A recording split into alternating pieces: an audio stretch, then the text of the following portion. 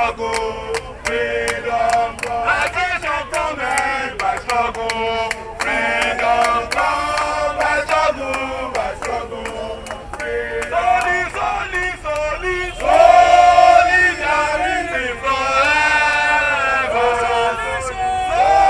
Solidarity forever. I want to deposit. I want to Imagana. Of the greatest Nigerian students.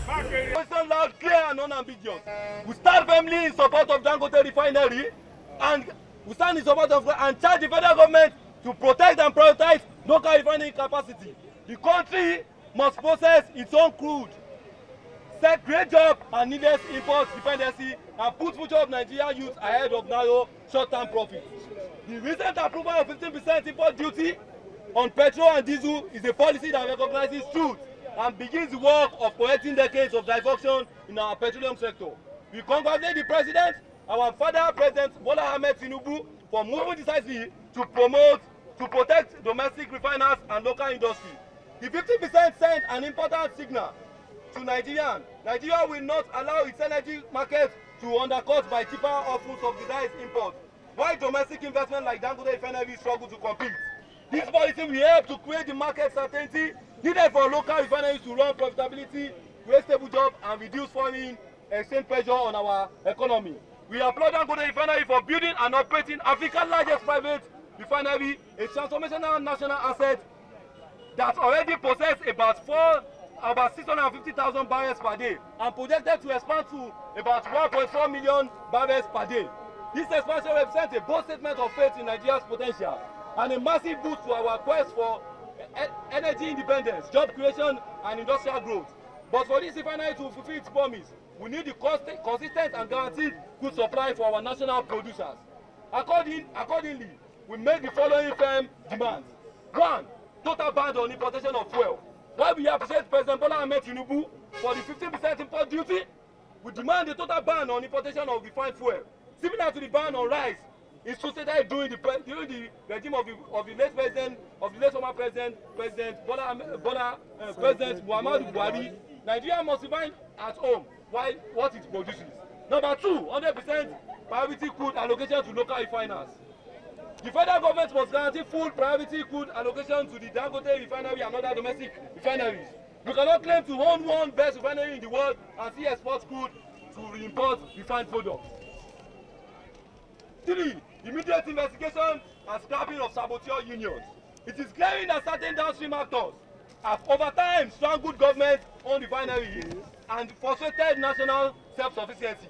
Therefore, we demand an immediate independent investigation into the conduct of Pengasan, Nupeng, and Dabman, and their cohorts. If these bodies are found to have acted to sabotage national refineries or have engaged in corrupt or anti-national practices, we demand the decertification, which is scrapping or decisive legal restructuring by appropriate regulatory and judicial institutions. 4. National campaign for local manufacturing and consumption. Government, schools and industry should launch a patriotic Refine Nigeria, Buy Nigeria campaign to encourage the use of locally refined products. This will strengthen our currency, empower our local industries, and create sustainable jobs for our youth. 5. Legislative backing for local refining protection. The National Assembly should urgently enact a local refining protection and development act, making it unlawful for any group, individual, or association to engage in acts that sabotage domestic refining or obstruct good supply to local refineries. A steep warning to saboteurs. The labor group, depot owners, marketers, and other downstream stakeholders who may seek to frustrate these reforms. Hear this very stiff warning.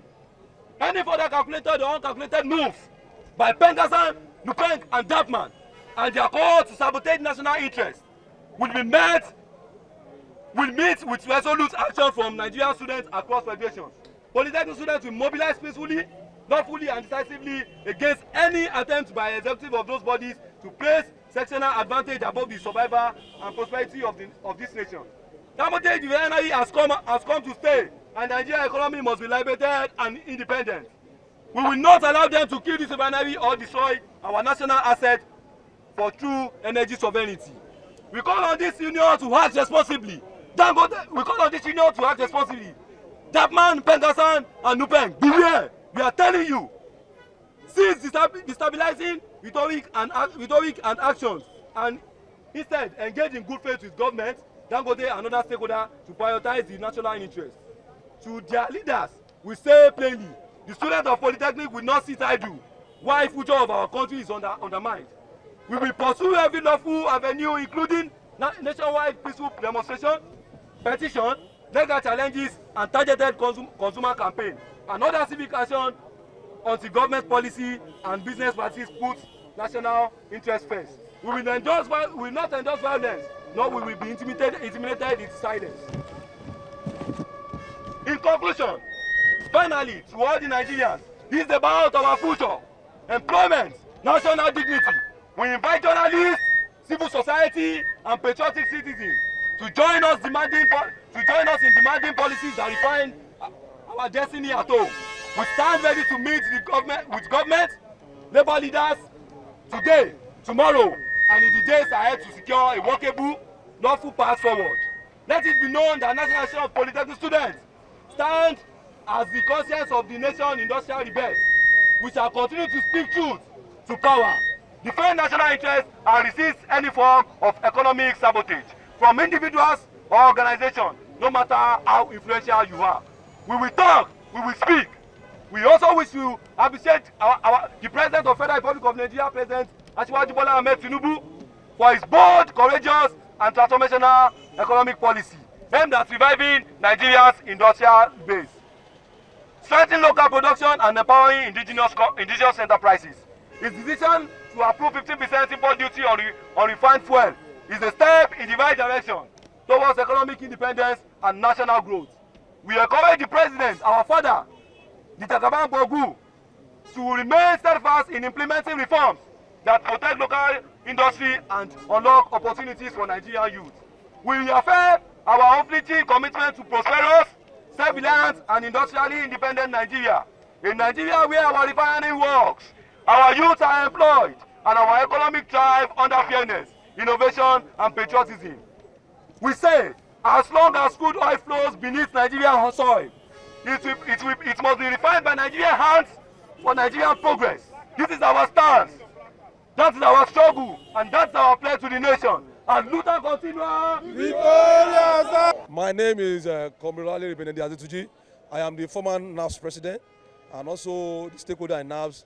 I'm also NAO's national president, current that's National Association of Oduduwa student. We are here today. Okay.